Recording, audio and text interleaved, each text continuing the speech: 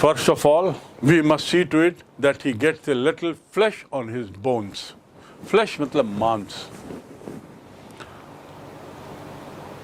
जब वो मॉर्निंग में नाश्ते के लिए बैठा आयरन मास्टर, तो उसको इस बात की संतुष्टि तो थी कि चलो मेरा पुराना सहयोगी यहाँ आके रहा. तो उसने वहाँ डॉटर को कहा, और दिमाग में वही चल रहा था, तो उसने अपने डॉटर को कहा कि सबसे पहले तो भाई ऐसा कुछ करो कि उसके शरीर में थोड़ा सा मांस आए. हड्डी का ढांचा हो गया है वो. तो please we must do something that he gets a little flesh on his bone. उसकी हड्डियों में थोड़ा मांस आ जाए. तो उसे ऐसा कुछ दो भाई. और उसने अपनी डॉटर से अनुरोध किया. He said to his daughter, he was busy at the table. और जो डॉटर थी वो टेबल लगाने में लगी हुई थी. तो डॉटर यहाँ टेबल लगा रही है, नाश्ते की तैयारी कर रही है. इस बीच उसके पिताजी आते हैं, बैठते हैं और मन ही मन खुश होते हैं कि चलो वो कॉमरेड मेरा पुराना सहयोगी रुका है, और उसको याद करते हैं. और फिर कहते हैं कि बिटिया पहले तो उसको ऐसा कुछ खिलाओ कि शरीर में कुछ मांस आ जाए. And then we must see that he gets something else. और फिर हमें देखना होगा कि वो कुछ करे. जो अभी कर रहा है, to run around the country selling rat trap. दुनिया भर घूम के जो रेड ट्रैप बेचने का जो काम कर रहा है, वो रेड ट्रैप के बदले वो क्या काम करे इसके बारे में भी सोचो. ये वो अपनी डॉटर को कह रहा है, चिंता बता रहा है, क्योंकि उसको मालूम है, उसको लग रहा है कि ये तो मेरा मित्र है, नील ओलॉफ है. और उसको लग रहा है कि क्या हालत बना ली मेरे दोस्त ने, कॉमरेड ने, मेरे सहयोगी ने क्या हालत बना ली. तो उसकी चिंता करते हुए डॉटर को सबसे पहले तो भाई इसको डॉटर को कहता है, सबसे पहले तो भाई कुछ ऐसा इसको खिलाओ पिलाओ कि इसके मांस थोड़ा आए हाथ में, शरीर में. और फिर उसके बाद ज़रा सोचते हैं कि ये क्या काम करे. रैट ट्रैप बेचने के बदले कुछ और क्या काम कर सकता है. यहाँ वहाँ घूम घूम के जो कर रहा है, he gets something else. कुछ और करे, to do, कुछ और काम करे, than to run around selling rat traps. यहाँ वहाँ भाग दौड़ करके रैट ट्रैप बेचने के बदले कुछ और काम करे, उसके बारे में भी सोचो. It is queer that things have gone downhill with him as badly as that. Queer मतलब बड़ा अजीब, जिसे हम एक्सप्लेन नहीं कर सकते. इट इज क्वियर, ये बड़ी अजीब बात है कि उसकी हालत इतनी बुरी हो गई है. Things have gone downhill with him as badly as that. उसकी डॉटर बोलती है, पापा बड़ी अजीब बात है कि इतनी हालत उसकी बुरी हो गई. एक तो डॉटर को वैसे ही शंका थी कि या तो चोरी किया है आदमी ने और या भाग के आया है. लेकिन पिताजी इसको अपना दोस्त मान रहे हैं, सहयोगी के रूप में देख रहे हैं. पिता को लग रहा है ये हमारा सहयोगी है, तो ठीक है, सब कुछ करने को तैयार थी वो. और उसने कहा, पापा बड़ी दुख की बात है, मतलब बड़ा अजीब है कि इसकी हालत इतनी बुरी कैसे हो गई. डाउन हिल, मैंने बताया, टू गो डाउन हिल, हालत में उतार आना, स्थिति में उतार आना, ढाल आना. विथ हिम as badly, इतनी बुरी उतार होना. said the daughter, last night I did not think there was anything about him to show. पिछली रात, आगे फिर बोलती है, पिछली रात I did not think, मुझे नहीं लगा that there was anything about him to show that he has once been an educated man. पापा उसकी हालत तो इतनी बुरी हो गई है कि कल रात को तो मैं सोच भी नहीं सकी कि ये आदमी कभी पढ़ा लिखा भी रहा होगा. That there was anything, उसके में कुछ भी ऐसा नहीं दिखा कि मानो वो पढ़ा लिखा हो. There was nothing about him to show that he had once been an educated man. उसके व्यवहार से मेरे को बिल्कुल नहीं लगा कि वो पढ़ा लिखा है पापा. मतलब इतना उसकी हालत खराब हो गई, मानसिक रूप से, शारीरिक रूप से तो है ही, पर मानसिक रूप से भी उसका व्यवहार बड़ा, I did not think there was anything, मुझे कुछ भी ऐसा नहीं लगा जिससे कि मुझे लगे कि आदमी पढ़ा लिखा था किसी ज़माने में, वंस किसी ज़माने में, he had been an educated man. मुझे तो बिल्कुल नहीं लगा। You must have patience my little girl. अब पिताजी बोलते हैं, धैर्य रखो बिटिया। पेशेंस माने धैर्य। You must have patience my little girl. बिटिया थोड़ा धैर्य रखो। आखिर वो उनके सहयोगी थी ना। सहयोगी के लिए, एक तो सहयोगी को ऐसी हालत में देखना ही उनको बहुत ख़राब लग रहा था, इसलिए तो बेचारे बोल रहे थे कि उसके शरीर में हाड़ मांस आए, थोड़ा उसकी नौकरी कुछ करें, कुछ देखें। लेकिन ये लड़की को तो कुछ और लग रहा था। लड़की को शंकाएं हो रही थी एक के बाद एक, और अब ये शंका कि ऐसा तो मुझे बिल्कुल लगा नहीं पापा कि ये पढ़ा लिखा है। तो उस पर पिताजी कहते हैं, आयरन मास्टर कहते हैं कि बेटा थोड़ा धैर्य रखो। You must have patience, said the father. As soon as he gets clean and dressed up, you will see something different.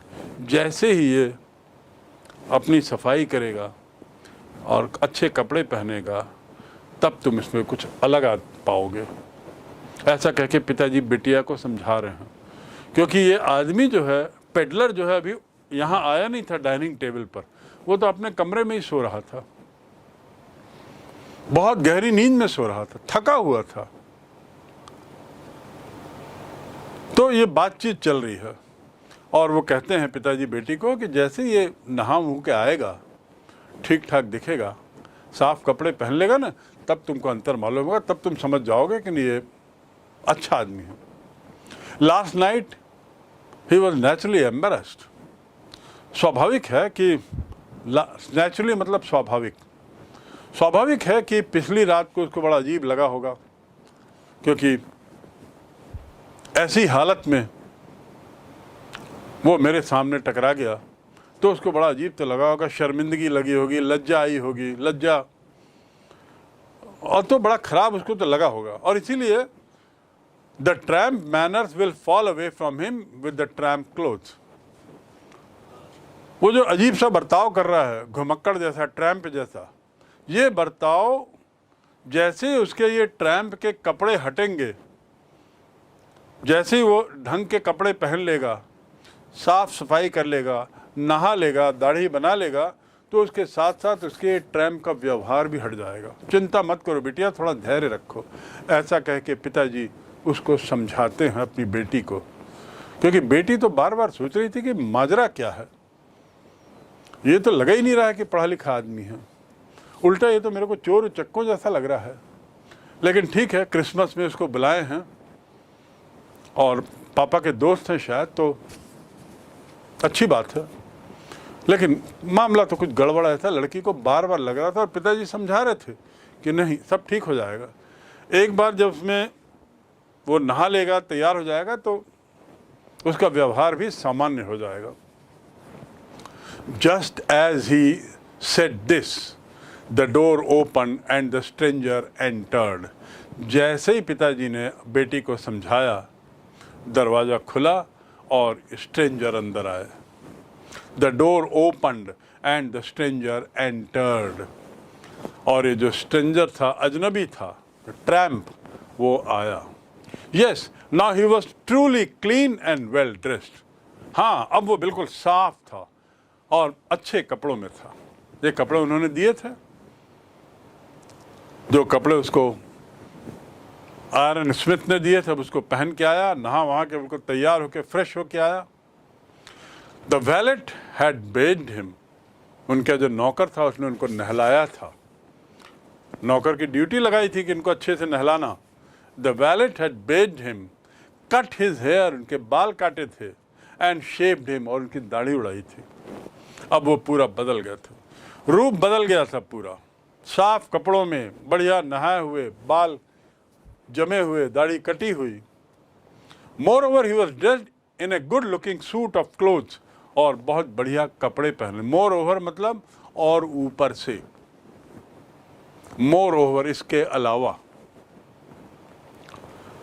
इसके अलावा moreover he was dressed in a good looking suit, अच्छे सूट में थे, which belong to the iron master.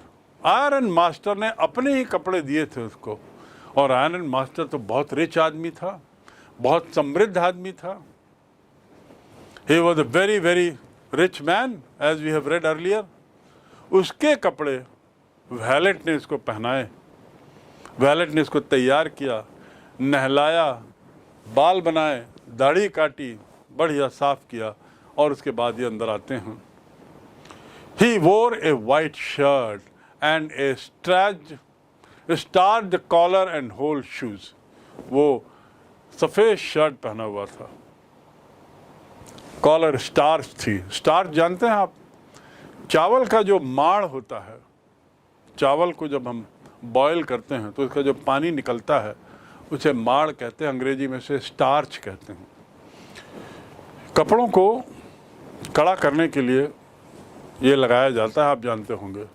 तो starch collar, खड़ी collar थी बिल्कुल, सफ़ेद शर्ट एंड होल शूज़, और पूरा जूता पहना हुआ था। But all those he guest was now so well groomed. Groom करना मतलब ढालना,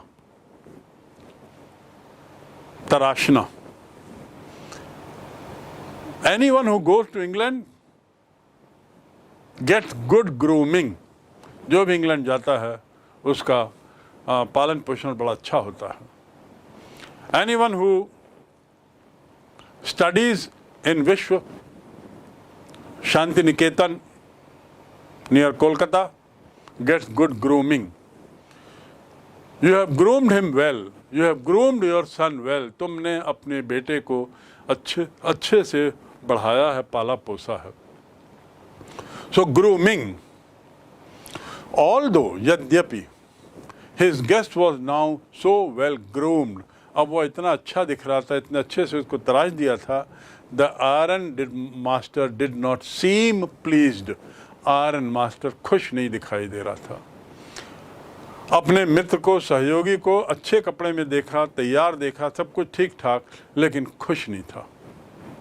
He looked at him with puckered brow। पकड़ मतलब क्या होता है? शर्ट में जो रिंकल्स आ जाते हैं वो रिंकल्स को कहते हैं पकड़। टू पकड़ मतलब रिंकल आ जाना, मोड़ आ जाना। पकड़ ब्राउ, ब्राउ मतलब ये भौं। वो खुश नहीं दिख रहा था, उसकी आंखों में भौं, उसके भौं तिरे हुए था, वो थोड़ा चिंतित दिख रहा था। Iron master. पकड़ मतलब मुड़ा तुड़ा, मुड़े मुड़े, सलवटें जिसमें आ जाती हैं। तो he looked at him with पकड़ ब्राउ। ब्राउ माने भौं। ऐसा करके जो देखते हैं बड़ा चिंतित दिखाई देते हैं। And it was easy to understand, और ये सरल था समझना कि, और ये समझना सरल था कि कुछ गलती तो हो गई है। And it was easy to understand that when he had seen the strange fellow in the uncertain reflection from the furnace, he might have made a mistake, but that now, when he stood there in a broad daylight, it was impossible to mistake him for an old acquaintance। बहुत लंबा वाक्य है। उसकी भौहें चढ़ गईं, और जैसा मैंने बताया पकड़ मतलब, now why did he look at him with puckered brows? जैसा मैंने बताया पकड़ मतलब आप समझ सकते हैं शिकन आ गई थी, कपड़ों में शिकन आती है, ऐसी चेहरे में शिकन आ गई थी। ब्राउ माने भौहें। He was not happy। उसको भले तैयार देखा, अच्छा देखा, अच्छे कपड़ों में देखा, स्टार कॉलर में देखा। स्टार मतलब कलफ, जैसे हम हिंदी में कहते हैं कलफ लगाना, तो कलफ लगी हुई कॉलर थी, सब कुछ अच्छा था। But he did not seem happy. अब क्यों? अब आयरन मास्टर क्या चाह रहा था? इतना बढ़िया तैयार हो गया उसका साथी पुराना, और जिसके बारे में इतना सोच रहा था, अब जब वो सामने आता है तो खुश नहीं दिखाई दिया। जब स्ट्रेंजर सामने आता है, पेडलर आता है नाश्ते की टेबल पर, तो आयरन मास्टर का चेहरा कुछ और बदल गया, भौहें तरेर गई।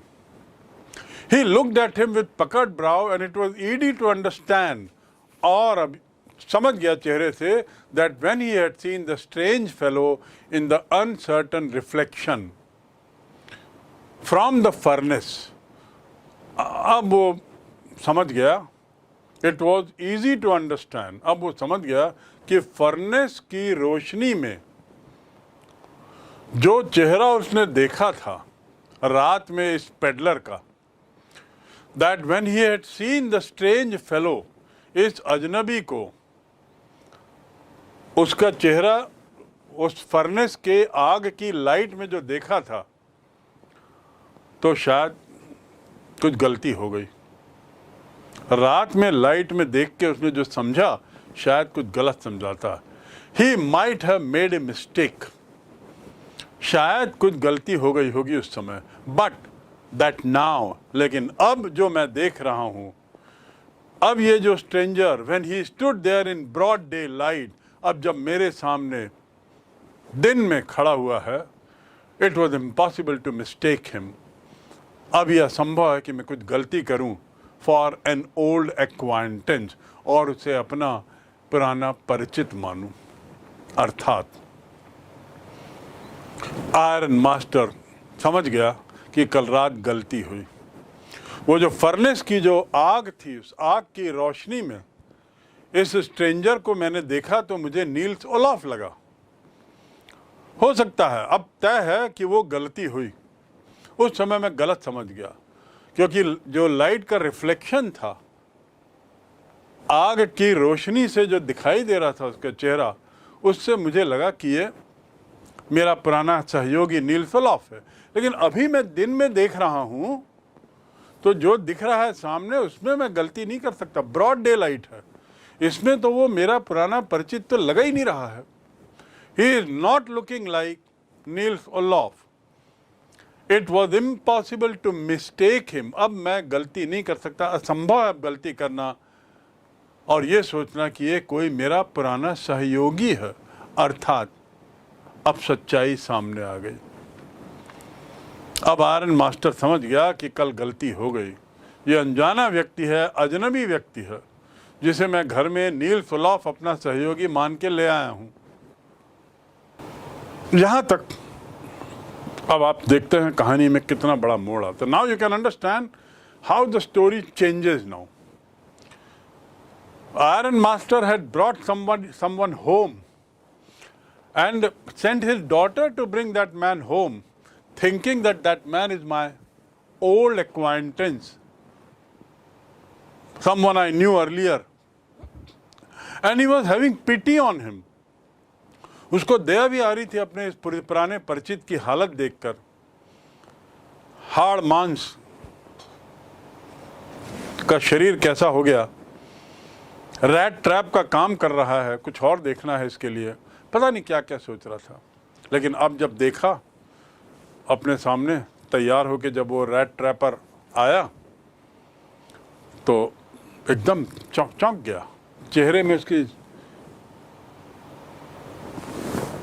लाइनें आ गई चिंता में कि अरे कल रात को मैं जो फर्नेस में देखा था, फर्नेस की लाइट में जिस आदमी को, उसको समझने में हो सकता है गलती हो सकती है क्योंकि रात थी, लेकिन यहाँ दिन में जो मैं देख रहा हूँ ये तो बिल्कुल अलग है, तो मेरा वो नील्स ओलाफ हो ही नहीं सकता।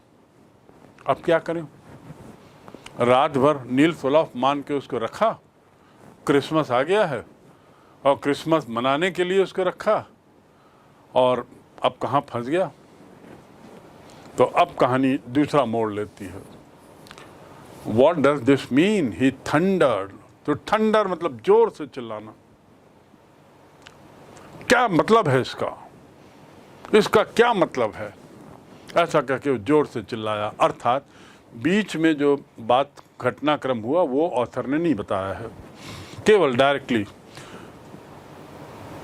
आयरन मास्टर के चिल्लाहट को, गुस्से को उसने यहां बताया है। क्या मतलब है तुम्हारा? The stranger made no attempt to dissimulate. अब ये जो स्ट्रेंजर है इसने कोई प्रयास नहीं किया ध्यान बटाने का, ना नुकुर करने का। मतलब अब इन दोनों के बीच में बहुत सी बातचीत हुई होगी जिसमें इसने पूछा होगा कि तुम कौन हो, क्या हो, मैं गलत समझ गया, इसने कुछ कहा होगा। और उस बातचीत में ये जो आयरन मास्टर है उसका पारा चढ़ता गया, गुस्सा बढ़ता गया, क्योंकि उसको लगा बहुत बड़ा धोखा हो गया है। मैंने अपनी डॉटर को भी इसमें मदद के लिए कहा, अपने घर में इसको रखा, एक अनजाने व्यक्ति को अपने कपड़े दिए, वैलेट से नहलवाया, तैयार करवाया, शानदार उसके कपड़े पहनवाया। ये सब धोखा हो गया किसी मिसअंडरस्टैंडिंग के कारण। तो वो एकदम जोर से चिल्लाता है, क्या मतलब है तुम्हारा? The stranger made no attempt, stranger ने कोई प्रयास नहीं किया अब भटकाने का। अब वो सीधा सही बात पे आ जाता है, सच्चाई बताने पे आ जाता है। he says at once that the splendor had come to an end. उसे लग जाता है कि ये जो शान और शौकत है, स्प्लेंडर मतलब शान और शौकत, ये जो शान शौकत है जो उसे रात भर में मिली, it has come to an end. He feels that, उसको अब लग जाता है कि अब ये शान और शौकत अब समाप्त, यहाँ पे ख़त्म हो गई। कहाँ पर? अब सच्चाई सामने आ गई है। It is not my fault sir. और ऐसा कह के वो कोशिश करता है समझाने की आयरन मास्टर को, क्योंकि आयरन मास्टर का गुस्सा बढ़ते जा रहा था। आयरन मास्टर अपने को कोस रहा था। आयरन मास्टर को लग रहा था इसने मुझे बेवकूफ़ बनाया। आयरन मास्टर के दिमाग में बहुत सारी चीज़ें आने लगी कि इसने मेरा घर देख लिया है, अब ये पता नहीं चोर उचक्का कौन है, इसको मैंने दुनिया भर का सादर सम्मान दिया, सब क्रिसमस के लिए इसको रोक के रखा हूँ, और पता लग रहा है ये तो कोई दूसरा आदमी ही निकला। तो गुस्सा उसका बढ़ते जा रहा है। उसी में चिल्लाता है कि व्हाट डू यू मीन, क्या मतलब है तुम्हारा? तो ये कहता है, मैंने सर आपको धोखा नहीं दिया, ये मेरी गलती नहीं है, it is not my fault. Stranger कहता है, मैंने आपको धोखा नहीं दिया, मेरी गलती नहीं है। I never pretended to be anything but a poor trader. To pretend करना मतलब दिखावा करना। मैंने कभी भी गरीब धंधा करने वाले के अलावा और कुछ दिखाने की कोशिश नहीं की आपको। मैं तो शुरू से रैग्स में, फटे कपड़े में हूँ आपके सामने। मैं रैट ट्रैप मेरे चेस्ट में लटका हुआ है, बाल वगैरह सब मेरे छितरे हैं, मैंने कोई बात छुपाई नहीं है आपसे। आई नेवर प्रिटेंडेड। प्रिटेंड करना मतलब दिखावा करना। Don't pretend to be innocent. सरल सीधा सच्चा दिखने का दिखावा नहीं करो। यू आर द थीफ, तुम ही चोर हो। डोंट प्रिटेंड टू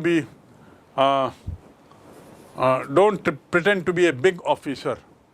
बड़ा अधिकारी बनने का दिखावा मत करो। डोंट प्रिटेंड, दिखावा करना। अब यहाँ पर what does this mean? The stranger made no attempt. It is not my fault sir. मैंने बिल्कुल कुछ दिखावा नहीं किया सर, मैंने कुछ गलती नहीं की है। आई नेवर प्रिटेंडेड, मैंने कोई दिखावा नहीं किया। मैं तो लगातार पुअर ट्रेडर ही बना था। And I pleaded and beg to be allowed to stay in fort. To plead करना मतलब बहुत विनती करना। मैं तो बारंबार आपसे विनती कर रहा था। बेग करना मतलब भीख मांगना, भीख मांग रहा था कि मुझे यही फोर्ज में रहने दिया जाए। मैं तो बार बार आपसे अनुरोध कर रहा था, दया की मैं विनती कर रहा था कि मुझे यहीं रहने दिया जाए। I pleaded and begged to be allowed to stay in the forge but no harm has been done. लेकिन सर फिर भी कुछ बुरा नहीं हुआ है,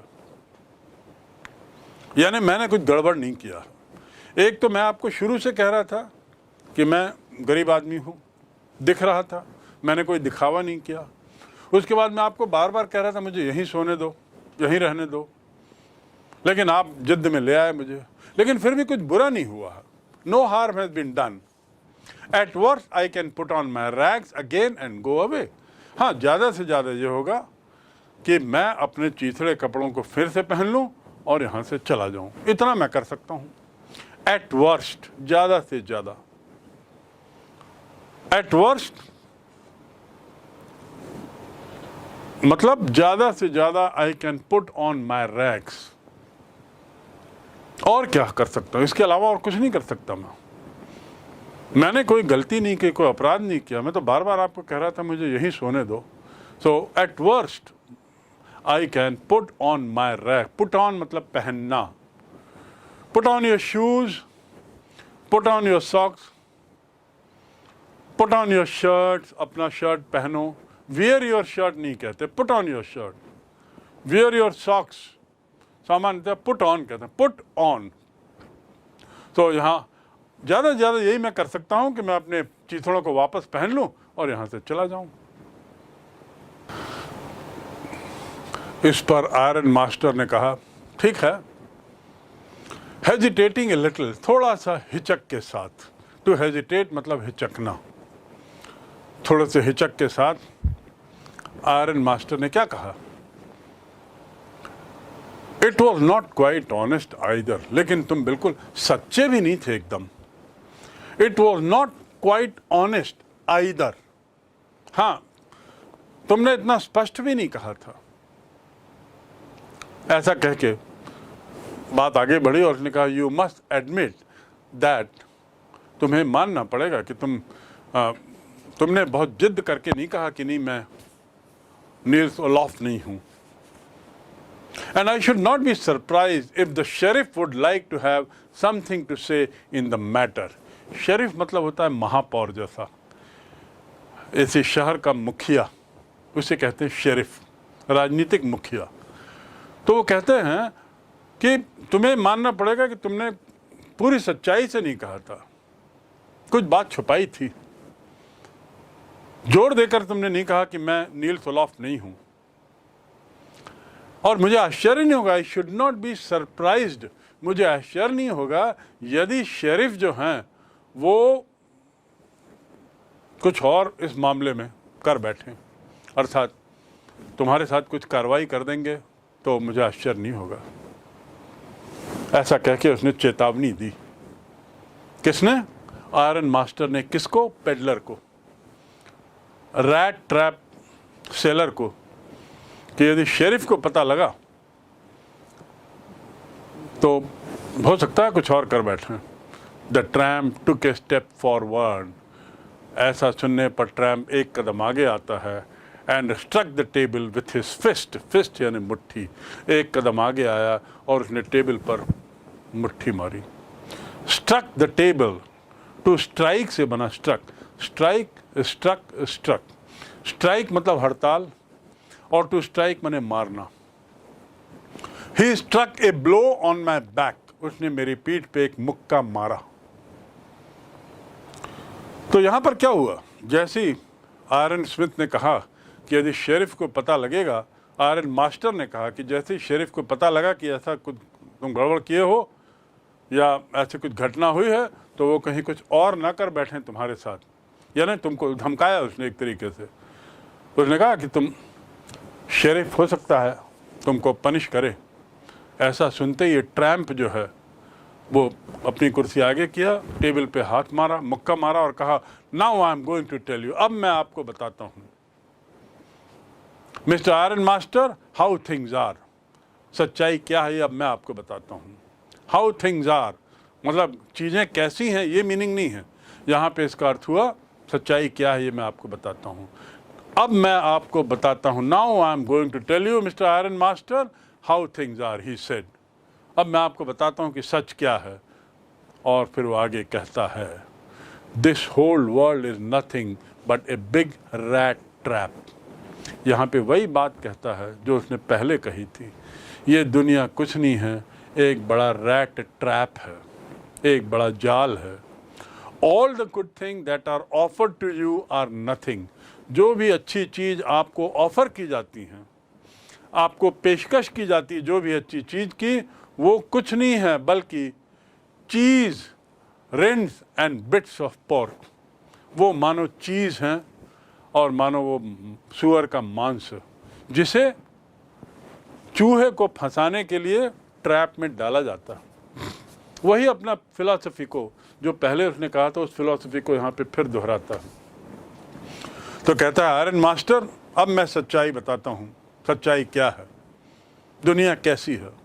पूरी दुनिया जो है वो रैट ट्रैप की तरह है, बड़े रैट ट्रैप की तरह, जिसमें आपको जो भी दिया जाता है, आपको जो भी पेशकश की जाती है, वो कुछ नहीं है बल्कि मानो चीज़ हो या पोर्क हो। और किस लिए पेशकश की जाती है? To drag a poor fellow into trouble. गरीब लोगों को परेशानी में खींचने के लिए, परेशानी में डालने के लिए। ड्रैग करना मतलब खींचना। He drag me, the police drag the criminal to the jail. उसको गला पकड़ के खींच के ले गई। ड्रैग करना, खींचना। Don't drag on with the story. कहानी को लंबा मत खींचो। यहाँ भी ड्रैग शब्द आ गया। और पहले भी मैंने एक शब्द और यूज़ किया था, कहानी को लंबा मत हाँको। Please go back to that part and compare the two words. The drag, he dragged on with the story. वो कहानी को लंबा खींचता चला गया। तो यहाँ पे कहता है कि लोगों को पोर्क और चीज़ के रूप में कुछ दिया जाता है, लालच दिया जाता है, और गरीब लोगों को, पुअर फेलोज को परेशानी में डाल दिया जाता है। ऐसा करके गरीब लोगों को। And if the sheriff comes now and locks me up for this. और यदि शेरिफ अब आता है और मुझे लॉक करता है, जेल में डालता है, गिरफ्तार करता है। लॉकअप मतलब गिरफ्तार करना, ताला लगाना, दरवाजे में ताला लगाना। और यदि मुझे गिरफ्तार करता है, then you mister iron master must remember that a day may come when you yourself may want to get a piece of pork and then you will get caught in the trap. अब जैसे ही iron master ने कहा कि कहीं sheriff को पता लगा तो आपकी हालत ख़राब कर देगा, कहीं आपको गिरफ्तार ना कर दे, ऐसा सुनते ही ट्रैम को गुस्सा आ गया। उसने कुर्सी आगे खींची, टेबल पे मुक्का मारा और कहा, ये दुनिया जो है सच्चाई अब मैं बताता हूँ आपको आयरन मास्टर, कि सच्चाई तो ये है कि दुनिया बहुत बड़ी बिग रैट ट्रैप है। और उस ट्रैप में पोर्क और इसके लालच में गरीब लोगों को खींच लिया जाता है, फंसाया जाता है। खींचना मतलब फंसाना। गरीबों को फंसाया जाता है, जैसे मैं फंस गया हूँ, और फंसाया जाता है और उनके साथ दुर्व्यवहार होता है। और यदि आयरन मास्टर, याद रखो, यदि शेरिफ आता है यहाँ जैसा आप बोल रहे हो और मुझे कहीं गिरफ्तार करता है, तो एक दिन आएगा जब आपको भी कोई चीज और पोर्क ऑफर करके अपने जाल में फंसाएगा। Want to get a piece of pork and then you will get caught, और आप भी उस जाल में फंस जाओगे, in the trap। और ऐसा कह के अपनी बात जैसी ख़त्म करता है, आयरन मास्टर जो है वो हंसने लगता है। Iron master began to laugh. इतनी बड़ी बात स्ट्रेंजर ने कही तो आयरन मास्टर को हंसी आ गई, उसको हल्के में लिया। बात बहुत महत्वपूर्ण थी और इसने भी धमकी दी कि यदि मेरे पास शेरिफ आया और उसने मुझे गिरफ्तार किया तो याद रखना एक दिन आप भी ऐसे ही जाल में फंसोगे। आपको भी कोई लालच देगा, आपको भी कोई पोर्क और चीज़ के रूप में कोई पेशकश देगा और उस पेशकश के लालच में ज़िंदगी में आप भी फंसोगे। यू विल गेट कॉट, और इस जाल में आप फंस जाओगे। That was not so badly said my good fellow. अब ये आयरन मास्टर जो हंसा, उसने कहा, ये तुमने इतने बुरे तरीके से नहीं किया। कहा, that was not so badly said my good fellow. मेरे प्रिय दोस्त, ये तुमने बड़े हल्के तरीके से कह दिया। इतना मैं चिल्लाया तुम पर, नाराज हुआ, गुस्सा दिखाया, तुमको धमकी भी दे रहा हूँ, फिर भी तुमने बड़े हल्के तरीके से अपनी बात रख दी और कह दिया शायद we should let that sheriff alone, ये मामले को अब हम शेरिफ वाले मामले को छोड़ दें। Let the sheriff alone, let माने छोड़ देना, let him go, let him come, let us join, let us play. वहाँ लेट देखिए, लेट मतलब करने देना। सो शायद अब हम we should let the sheriff leave, शायद ये हम शेरिफ के मामले को ही छोड़ दें। आज कम से कम क्रिसमस के दिन, ऑन द क्रिसमस ईव, हम ये शेरिफ के मामले को छोड़ दें। But now get out of here as fast as you can. लेकिन अब जितनी जल्दी तुम यहाँ से भाग सकते हो, रवाना हो सकते हो, रवाना हो जाओ। ऐसा कह के आयरन मास्टर ने इसको थोड़ी धमकी दी। का जितनी जल्दी यहाँ से, जैसे हम लोग कहते हैं ना सरल भाषा में, जितनी जल्दी यहाँ से फुट सकते हो, ऐसे उसने कहा जितनी जल्दी यहाँ से भाग सकते हो, गेट आउट हो सकते हो जाओ। नहीं तो, आयरन स्मिथ ने कहा, नहीं तो शेरिफ फिर, और मैं भी नाराज होऊंगा क्योंकि बहुत देर बेवकूफ़ बना लिया तुमने। जबकि पेडलर का उद्देश्य बेवकूफ़ बनाना नहीं था। पेडलर तो लगातार समझा रहा था कि मैं वो नहीं हूं जो तुम सोच रहे हो। हाँ, उतने साफ उसने नहीं कहा, उतनी दृढ़ता से नहीं कहा कि मैं वो नहीं हूं। क्यों नहीं कहा? क्योंकि उसको भी तो ठंड लग रही थी, उसको भी गर्म कपड़ों की ज़रूरत थी, उसको भी सोने की जगह की ज़रूरत थी, उसको भी भूख लग रही थी, और क्या नहीं था। तो इसलिए वो उतना खुल के भी नहीं कह पाया। लेकिन जब मौका आया तो उसने कहा कि मैं वो नहीं हूँ जो आप समझ रहे हैं। लेकिन उसका कारण था, मैं तो बार बार समझा रहा था आप लोगों को कि मुझे यहीं सोने दो, यहीं रहने दो, लेकिन फिर भी आप लोग ले गए। और अब जब बात साफ हो गई तो मैं साफ कह दूं, अभी भी कुछ बुरा नहीं हुआ है, मैंने आपका कुछ बिगाड़ा नहीं है। ज़्यादा से ज़्यादा मैं यही कर सकता हूं कि आपके कपड़े उतारूं, अपने पुराने गंदे कपड़े पहनूं और निकल जाऊं। इस पे बहुत नाराज़ हो जाता है आयरन मास्टर और कहता है ठीक है, अब जो बेवकूफ़ बनाया, लेकिन यदि शेरिफ को पता लगेगा तो तुम गिरफ्तार भी हो सकते हो। जैसे ही ये सुनता है गिरफ्तारी की बात तो ट्रैम्प को गुस्सा आ जाता, क्योंकि उसको लगता है कि मैं गरीब हूँ तो हर कोई मेरे को जाल में फंसा रहा है, डरा रहा है, धमका रहा है। आयरन मास्टर भी धमका रहा है, मैंने क्या गलती की है, मैं तो सब कुछ सच सच बता रहा हूँ। और ऐसा टेबल पे मार के कहता है, शेरिफ यदि गिरफ्तार करेगा मुझे तो याद रखना एक दिन तुम्हारे साथ भी वही गुजरेगा जो मेरे साथ गुजर रहा है, अर्थात तुम भी जाल में फंसोगे किसी दिन। और जब वो अपनी बात कह देता है तो आयरन मास्टर थोड़ा सा हंसता है और बोलता है, बड़ी सरलता से तुमने अपनी बात कह दी, लेकिन ठीक है, शेरिफ की बात को दरकिनार करो, अभी तो तुम यहां से रवाना हो।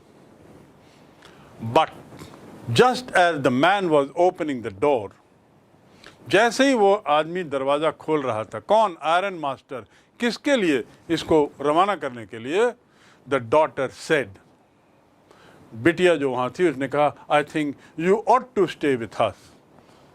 ऑट माने चाहिए, मैं सोचती हूं कि तुम्हें आज यहां रहना चाहिए। I don't want him to go, मैं नहीं चाहती कि वो जाए। And with that she went and close the door, और ऐसा कह के उसने दरवाज़ा बंद कर दिया। क्या कह के?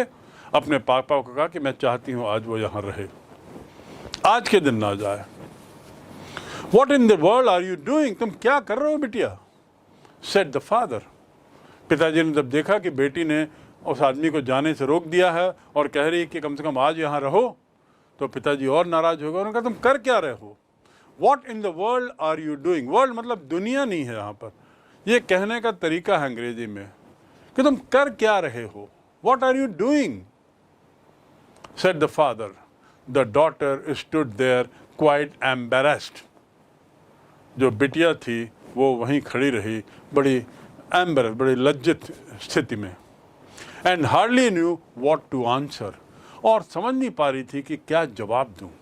पिताजी कह रहे हैं कि तुम क्या कर रहे हो, पिताजी उसको रवाना कर रहे हैं। आज क्रिसमस है, कल मैं उसको क्रिसमस में पकड़ के लाई हूँ, पिताजी ने गलती से उसको यहाँ लाया है। बहुत सारी स्थिति हो गई थी, बड़ी अजीब हो गई थी स्थिति। तो उसमें लड़की को बड़ा लज्जित लगा, शर्मिंदगी लगी, बड़ा खराब लगा। The daughter stood there quite embarrassed and hardly knew what to answer, और समझ नहीं आ रहा था कि मैं क्या बोलूं। That morning she had felt so happy when she thought how home like and Christmassy she was going to make things for the poor hungry rich. पहली शाम, पहली सुबह, she had felt so happy, वो इतनी खुश थी जब उसने सोचा कि आज घर का माहौल अलग रहेगा, होम लाइक माहौल रहेगा और क्रिसमस ही रहेगा, यानी क्रिसमस की अनुभूति होती रहेगी। नहीं तो मैं और पापा अकेले रहते तो क्या त्यौहार मनाते, क्या एंजॉय करते। अब यहाँ पे एक आदमी है, एक उनके मित्र आ गए हैं, अजनबी नहीं है, एक सहयोगी आ गए हैं। तो ऐसा करके वो बड़ी खुश थी लड़की। सुबह से वो रास्ता देख रही थी कि अरे बड़ा आज क्रिसमसी माहौल रहेगा, आज होम लाइक माहौल रहेगा। और फिर उसने कहा कि कैसे मैं इस गरीब आदमी के लिए, इस जो अजीब दिख रहा है, गरीब भूखा दिख रहा है, उसके लिए मैं बनाऊंगी। I will make something for him. And that she started feeling how home like and Christmassy poor hungry wretch. She could not get away from the idea at once. At once मतलब तुरंत। वो इस विचार से हट ही नहीं पा रही थी कि अब इसको भेज दिया जाए और फिर वापस आके, क्योंकि सुबह से बेचारी तैयारी कर रही थी, घर में हलचल थी, क्रिसमसी माहौल था। तो इसके कारण वो थोड़ी सी, उसको बड़ा अजीब लगा। वो उस बात को सह नहीं पाई या उस बात को वो स्वीकार नहीं कर पाई कि ये चला जाए, इसको रवाना कर दिया जाए। भले ही गलत फहमी में हुई, सब हुआ हो, लेकिन अब आज कम से कम क्रिसमस में है, इसको रहने दो। She could not get away from the idea at all at once, and that was why she had interceded for the vagabond. और इसीलिए वैगाबॉन्ड मतलब जैसा मैंने बताया, उस घुमक्कड़ के लिए इंटरसीड करना मतलब बीच में दखल देना, और इसीलिए उसने बीच में दखल दिया। किसके लिए? वैगाबॉन्ड के लिए। ऐसा कहते हुए, क्या कहते हुए कि नहीं, आज इसे मत जाने दो। क्यों? क्योंकि सुबह से बेचारी तैयारी कर रही है, उत्सुक है, क्रिसमसी माहौल रहेगा, त्योहारी माहौल रहेगा, घर में कोई एक आया हुआ है, पापा का पुराना सहयोगी है, चलो सहयोगी ना सही, लेकिन अब एक आदमी है तो रहने दो। That was why she had interceded. To intercede मतलब दखल देना, बीच में आना। Don't intercede in the discussion between me and my friend. मेरे और मेरे मित्र के बीच के वार्तालाप में बीच में मत दखल डालो। टू इंटरसीड मतलब बीच में आना, दखल देना। I am thinking of this stranger here. लड़की ने कहा, अब इस अजनबी के बारे में मैं सोच रही हूँ। लड़की अपनी बात रख रही है अब सामने पापा को कि अब मैं इस अजनबी के बारे में सोच रही हूँ। पापा, he walks and walks the whole year long. वो चलते ही रहता है, चलते ही रहता है, द होल ईयर, लगातार पूरे वर्ष दर वर्ष, दिन दर रात चलते ही रहता है। And there is probably not a single place, और उसके पास कोई भी एक जगह नहीं है पूरे देश में जहाँ पे उसका स्वागत किया जाए, जहाँ पे उसे घरोबा लगे, जहाँ पे उसे अपने घर जैसा लगे। ऐसा करके वो पापा को समझाने की कोशिश कर रही है।